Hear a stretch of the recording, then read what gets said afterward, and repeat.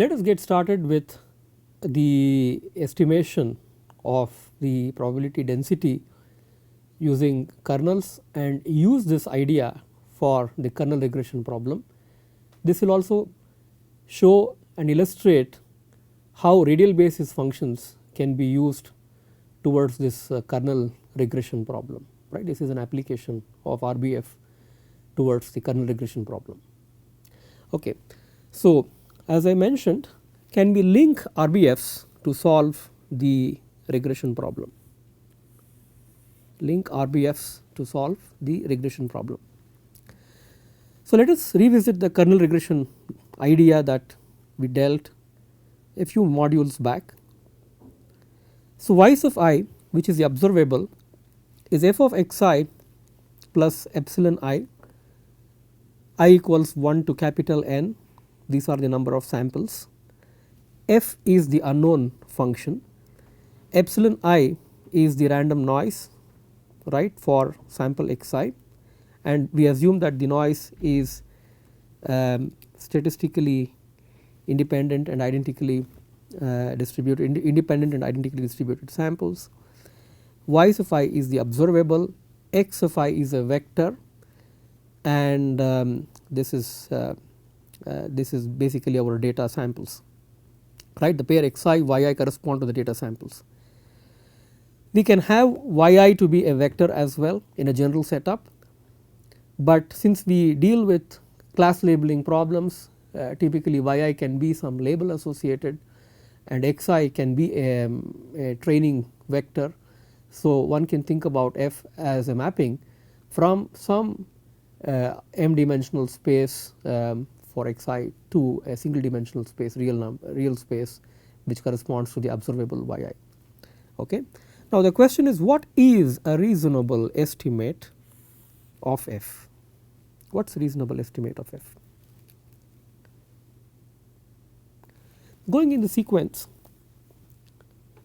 we know from basic statistics, if I give you observables y and I ask you what is one reasonable estimate for y, which is f of x, right. Common sense would tell us that let us take the mean, right. If I just want a single quantity that represents this, I just compute the mean and that is my reasonable estimate. So, in this case we look into the mean of the observables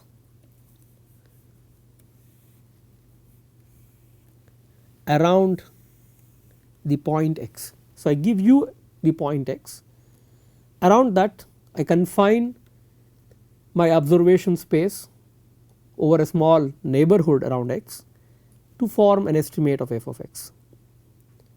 Now, this f of x is basically expected value of y given x, that is, it is the conditional mean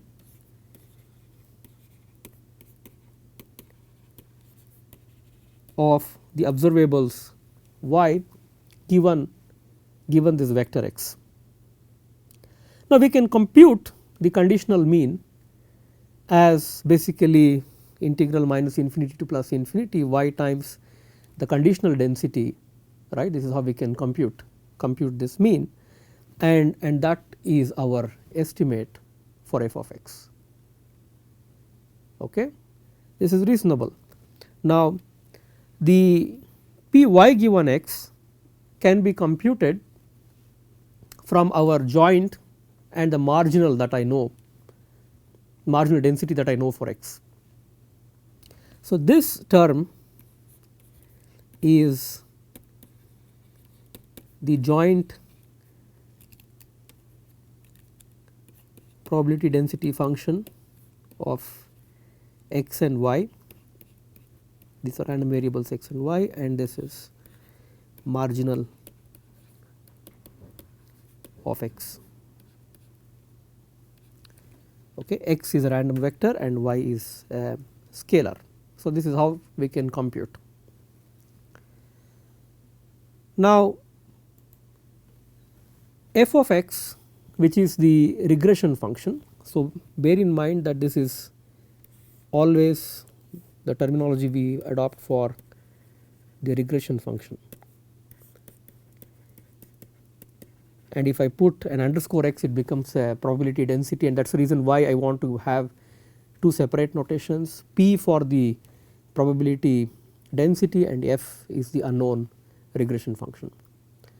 So, the numerator can be computed using the conditional mean, that is what we have, upon p x of x, which is what we have.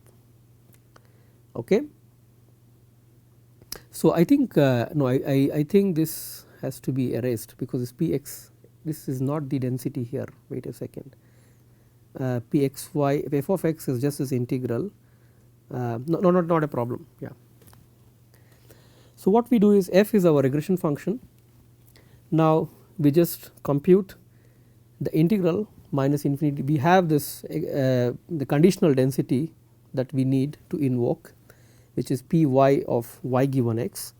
Now, what we do is we substitute p y of y given x using this formula here, that is using the joint and the marginal, and we express this out, right. So, this is sort of straightforward. This is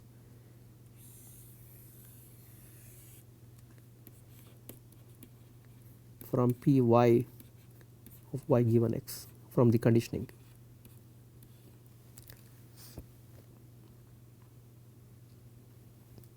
So, a few points to note: the joint density is unknown,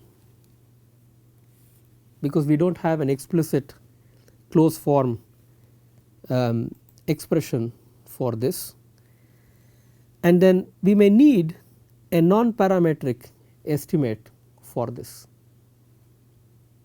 Okay. So, these are the two important points to note. If you know it explicitly, then you can compute, otherwise you will have to do this using some other estimate. So, let us see how we will simplify the problem. What we do is we invoke the kernel density estimation idea towards solving this problem. Okay. So, just to recall again, so we have these densities that we have here, which we have to estimate, and to estimate these densities we invoke the idea of kernel density estimation. So, what is a kernel to start with? A kernel defined by k of x has properties similar to a probability density function.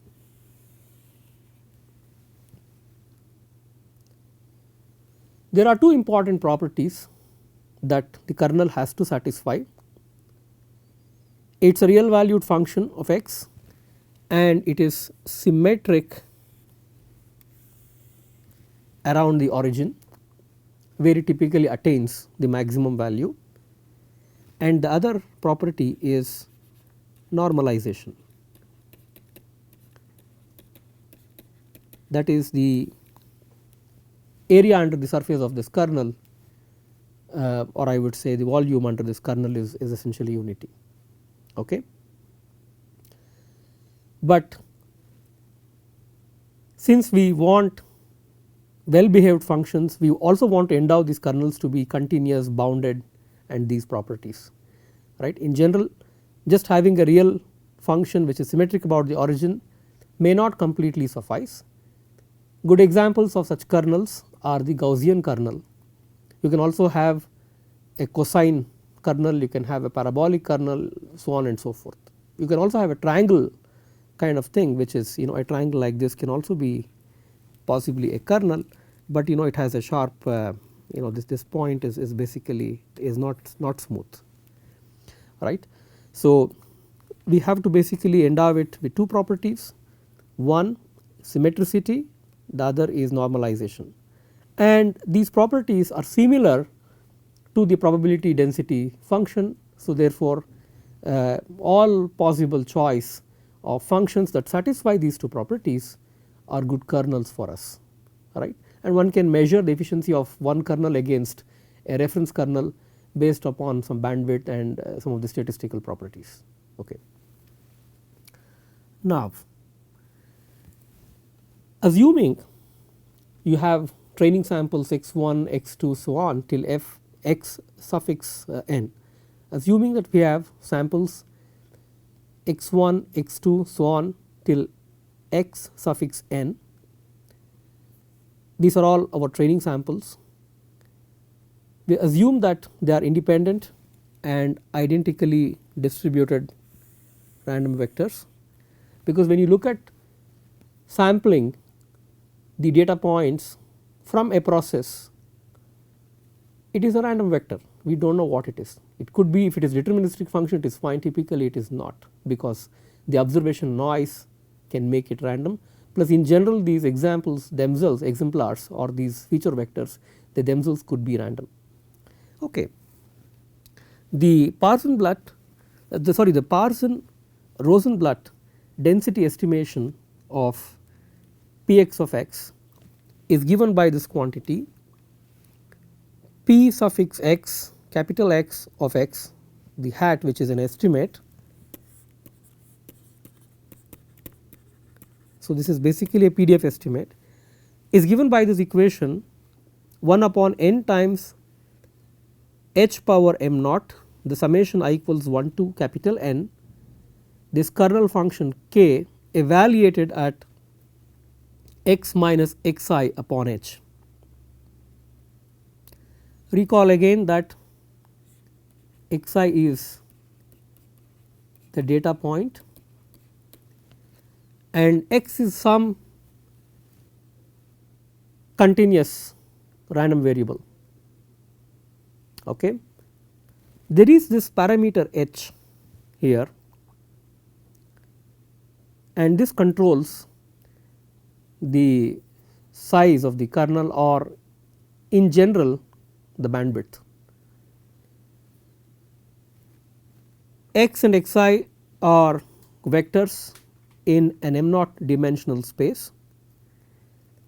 So, therefore, this PDF is essentially in a multivariate PDF, and this h is basically a scalar quantity which is controlling the bandwidth. Now, one might question what is the role of h, how do we choose h, right. Typically h can be as small as possible. If it is as small as possible, then we get a sort of a fine tuning there, but if h is large, you can imagine that it can accommodate more data points. So, there is a sort of natural bias variance trade off that is happening via this parameter in the estimation of the density, right. If it is shrinking towards a delta function, the bias on this would be there, but the variance is not there, but if you involve some sigma, then I think there would be variance. So, therefore, this parameter h can control the bias variance trade off. Okay. Now, if h equals h of n is a function such that the limit as n goes to infinity h of n is 0, then the expectation over this estimate of the density function that goes towards a true density of x, and the bias is not there. I mean, this quantity limit of something, limit of the expectation of this estimate minus p of x, if this is 0, then the estimate is asymptotically unbiased. Okay. This is an important property. So, for this to be satisfied, then this limit as n goes to infinity h of n should be 0.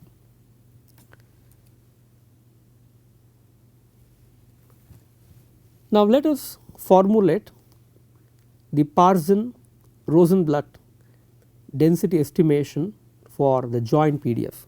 So, if you recall, when we had to compute the conditional mean, we required the knowledge of the conditional density, that is probability of y given x, is what we required. To compute that density, we had to do the joint over x and y upon the marginal of x, right, the density which is basically the marginal density of x.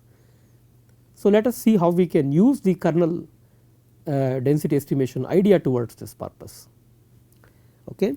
We assume these pairs x y are independent and identically distributed. Okay. This is a reasonable estimate. So, therefore, the estimate of the joint density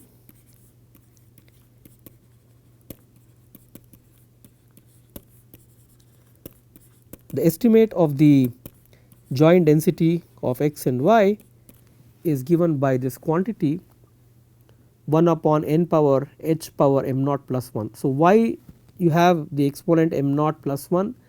Because x is an m naught dimensional vector and y is just belongs to R, right. So, it is in single dimension. So, therefore, the dimension is what we have to scale here. So, it is going to be m naught plus 1. Now, this is going to be summation I equals 1 to capital N, the kernel acting on the points x and the kernel acting on the points y. So, the same idea, x minus xi upon h, k acting on this, and then k acting on y minus yi upon h. Y is a scalar, yi is the data point which is the observable, xi is your feature vector, and x is this continuous variable. Okay. Now, we can estimate the joint in this form, and we know how we can estimate the marginal because we wrote how we can do the estimation. So, now we are almost there to simplify this problem. Now, what we need is the following: we need to compute this term, which is integral minus infinity to plus infinity y times the estimate of the joint, right. That is how we started off with equation number 1. So, if you just recall equation 1, it was integral of this quantity upon the p of x, which is the marginal of x, okay, marginal density of x.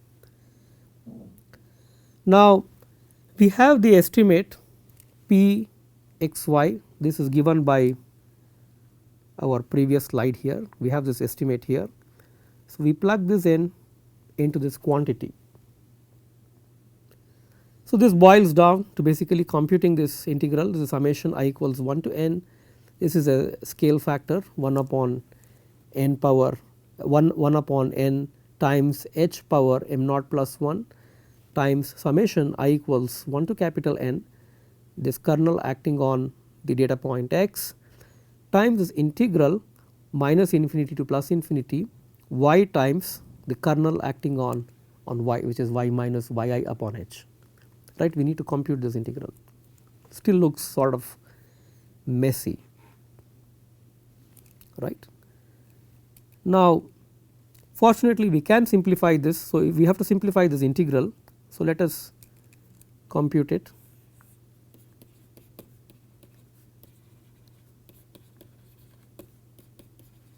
Let us compute the integral.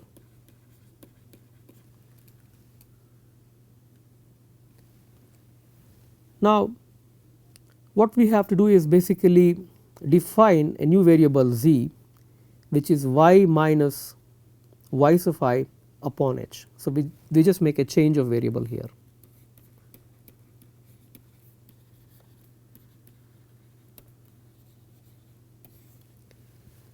So, y is basically y suffix I plus z times h.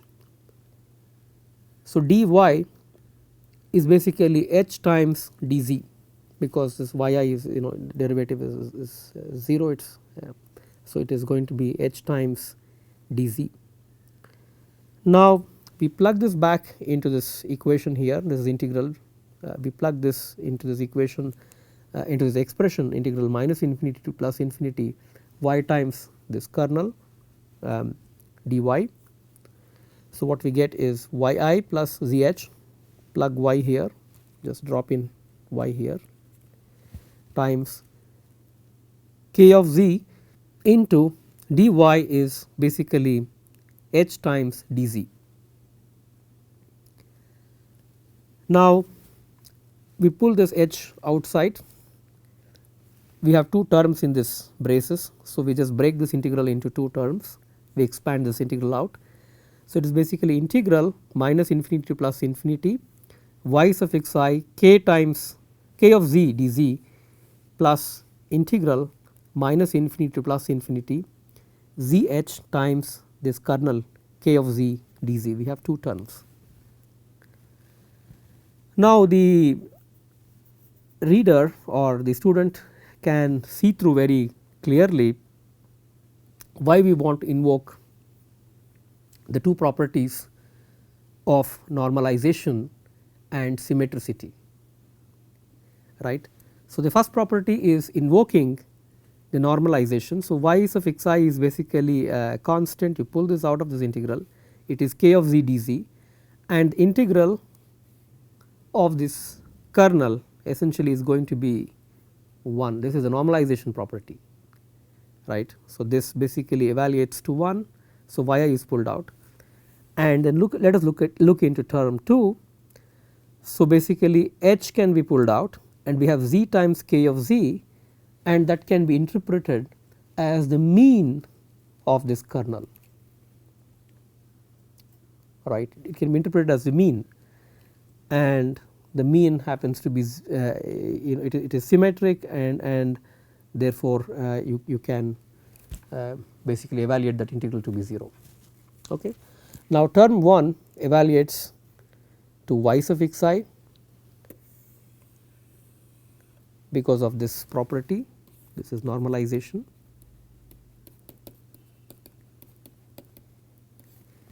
and this integral happens to be 0 because it is symmetric, and we can assume it to be 0 mean as well.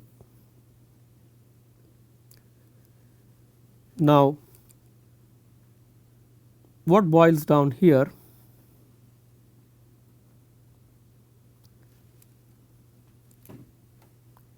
is this integral minus infinity to plus infinity y times this joint density can now be simplified. So, 1 upon n power h power m naught plus 1 is what we have. So, by plugging these values, term 1 is 1, term 2 evaluates to 0. So, we have a scale factor h sticking out of term 1. So, we plug that in, and we also have this y sub I which also comes out of this integral. So, we pull this out. So, all we have is this equation here, which is basically this quantity 1 upon n power h power m naught plus 1 times h times this summation I equals 1 to n y suffix I, the kernel evaluated at x minus xi upon h. So, there should be a vector here. Okay.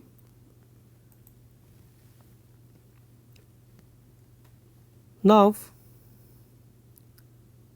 we are almost there. Our regression function, which is evaluated as the expected value of y given x, which is the conditional mean, can be simplified in this form, right. This was our original equation, just sort of recalling this where we started off, and then we plug in for the estimate for p of x y, which is the joint density, and then p of x, which is the marginal density of x, and we arrive at a compact form. So, this is basically summation I equals 1 to n y suffix I, the kernel evaluated at x minus xi upon h upon summation I equals 1 to n, the kernel acting on x minus xi upon h. Okay, this is a compact form.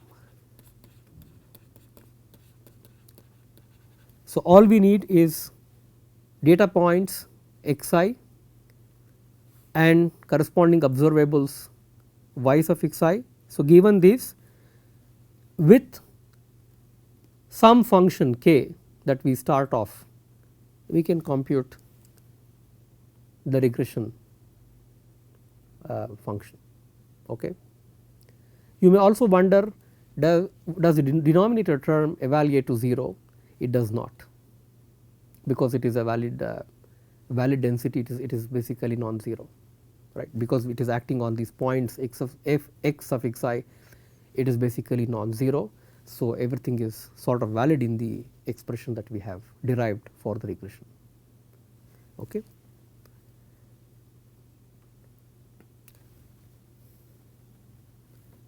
Now, there is also this estimator, which is sort of well known in the estimation theory community, which is the Nadaraya-Watson regression estimator. Let us define the normalized weighting function to be w n comma I of x. So, n is the number of data points and I is for the ith sample. So, the normalized weighting function is defined as this quantity, the kernel acting on x minus xi upon h upon the summation of all these kernels acting over different data points xj, j going from 1 to n. This is normalization, and you can straightforwardly verify that the summation I equals 1 to n w n comma I of x is 1. This is very straightforward. You put a summation here on the left hand side of this equation, on the right side put a summation there. The denominator is basically constant, you can pull this out, and then when you sum this over all I, the numerator and denominator cancel out and it is just normalized. So, that is why this is called a normalized weighting function, that weights, it provides a weight to the ith data point, right, it provides a weight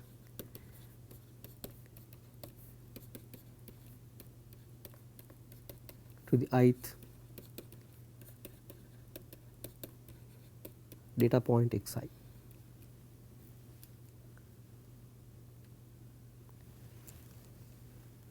Now, once we define the normalized weighting function, given the weighting function and the observable, we can compute the regression, the regression function. Okay. So, it is straightforward. The regression function f reg of x is given by the summation I equals 1 to capital N, the observable y times the weighting function associated with that observable that depends on the data point. So, I write it down in this form, it is summation I equals 1 to capital N, this is the weight and this is the observable, and this weight depends on xi, because this is a weighting function for the point xi. So, we have made use of both the pairs xi and yi, that is each data point comprises of two coordinates xi and yi, xi is a vector and yi is the corresponding observable. So, given these 2 points, we invoke the kernel and then we formulate the regression estimate. Okay. So far I have sort of given you an idea how to do this kernel, using kernels how we can come up with our regression estimates. But what is the role of radial basis functions? Why are we bringing this in this topic, right? You may be even pondering about this. The radial basis functions use Gaussian kernels, right? You can use, generally you can use any other kernel, but typically we use Gaussian kernels and they have radial symmetry. Okay. So, now we can use RBFs, which is radial basis functions, towards the regression problem. We will see this in a while.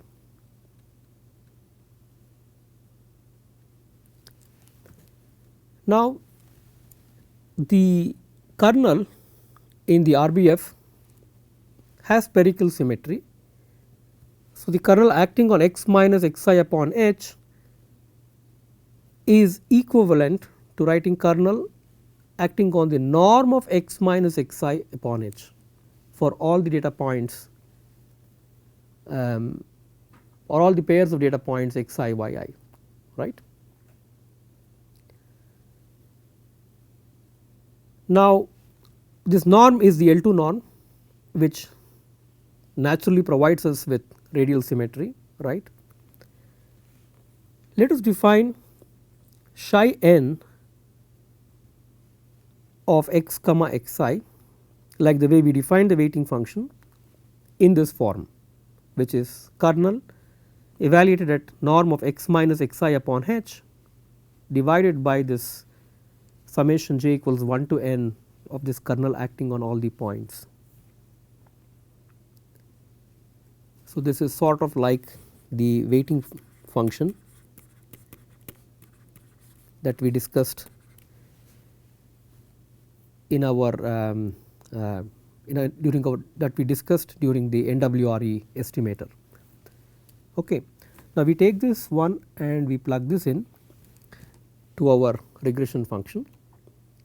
As usual, this normalization the normalized weighting function sums to 1, that is summation I equals 1 to capital N of all the weighting functions, this sums to 1, and the regression estimate is basically a weighted sum. This is very very important, is basically a weighted sum of n basis functions given by psi n of x comma xi,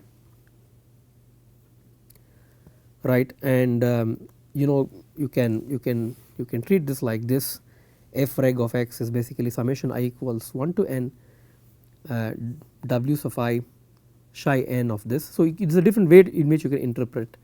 So, here you can say that the weights are like your observables and psi n are basically the basis functions, right. So, this is a sort of a interpretation using weighted basis functions. These are like our basis functions. I will put these letters RB standing for radial basis. They are our radial basis functions which are computed for every data point xi, and this is the weight, and this can be interpreted as a weighted sum of n different basis functions, and the weights are essentially the observables. Okay. So, this sort of completes our regression estimation formula. There are a few points to note. So, one is with the RBF regression estimation. If you look into this quantity A, right, this equation f reg, this denotes the input output mapping of a normalized radial basis function where these functions are between 0 and 1. This is an important note.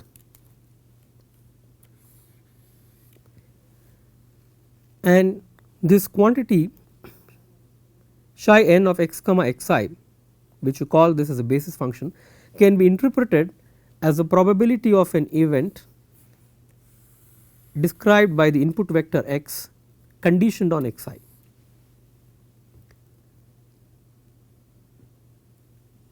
Right, though it is a function of x, but if I give you an input vector x and a condition on xi, then I can interpret this as a probability. You would also note that the density estimation problem can be ill-posed. So, you may wonder what is this ill-posedness and how can this occur.